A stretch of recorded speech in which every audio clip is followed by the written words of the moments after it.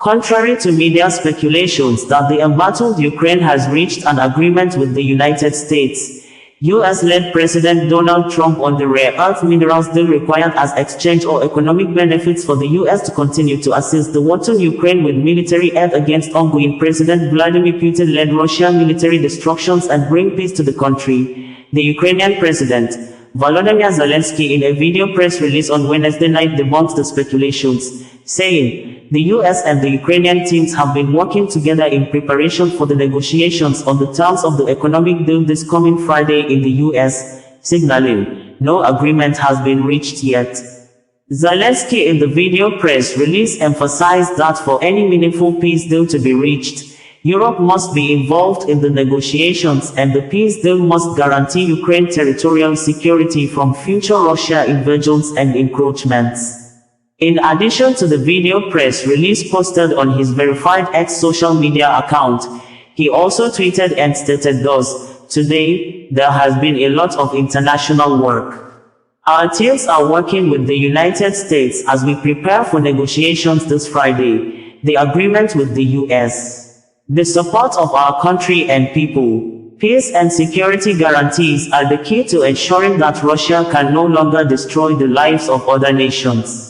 I will meet with the President of the United States, US. For me and for all of us in the world, it's important that US support is not stopped. Strength is needed on the path to peace. I am grateful to all the partners who continue to support us, and to all our people who believe in Ukraine." Some international news agencies had reported on Wednesday that the Ukraine and the US have reached an agreement on a framework for a broad economic deal that would include access to Ukraine's rare earth minerals, three senior Ukrainian officials said Tuesday, according to one of the world news networks.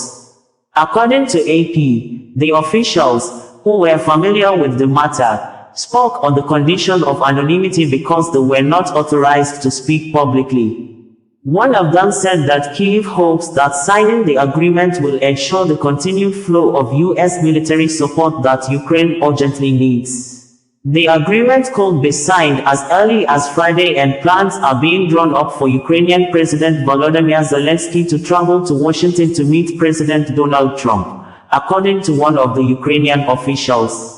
Another official said the agreement would provide an opportunity for Zelenskyy and Trump to discuss continued military aid to Ukraine, which is why Kyiv is eager to finalize the deal. Trump, speaking to reporters in the Oval Office, said he'd heard that Zelenskyy was coming and added that, "It's okay with me, if he'd like to, and he would like to sign it together with me." Trump called it a big deal that could be worth $1 trillion. It could be whatever, but it's rare earths and other things. We had reported that the United States President, Donald Trump, has said that if the war in Ukraine is not stopped now, it could lead or escalate to World War III, with the visiting French President, Emmanuel Macron, insisting that Russia is the aggressor of the war, hence Russia must pay damages as part of the negotiations for the peace deal. But the US, in another meeting at the United Nations General Assembly on Monday, joined Russia to vote against a resolution condemning Russia over the war in Ukraine. We had reported that, following the public criticism of President Donald Trump of the United States that the Ukrainian President, Volodymyr Zelenskyy, is a man who has lost touch with his people and a dictator who refused to conduct election. For new leader to take over the affairs of the country, Zelenskyy, while asked if he could resign by a journalist at a press conference organized to mark the third-year anniversary of war in Ukraine, says he would do that if it would bring peace to Ukraine, and he's ready to do that as exchange for Ukraine to be enlisted as a member of the North Atlantic Treaty Organization, NATO.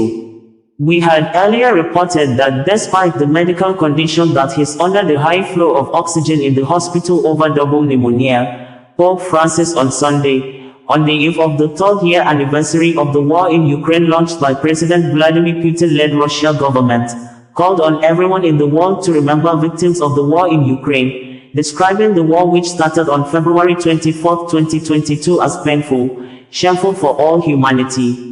Previously, we reported that the Ukrainian President, Volodymyr Zelenskyy has continued his phone conversations with world leaders with a video and written press statement on Saturday saying that the world leaders must ensure that the Russian President Vladimir Putin is not allowed to deceive the world again, insisting that Putin has used Russian army, intelligence services and mercenaries over 30 years to bring death to America, Europe, Africa, Middle East, Syria. This, Zelenskyy stated after he began special defense campaign with phone conversations with world leaders following strained relationship with one of the countries that has majorly assisted Ukraine in its defense against Russia since 2022 when the war began, United States, U.S. President Donald Trump, who threatened to stop military aid to Ukraine, claiming that Ukraine started the war it knows it cannot win, calling President Volodymyr Zelenskyy a modestly successful comedian and a dictator that deceived the immediate past U.S. President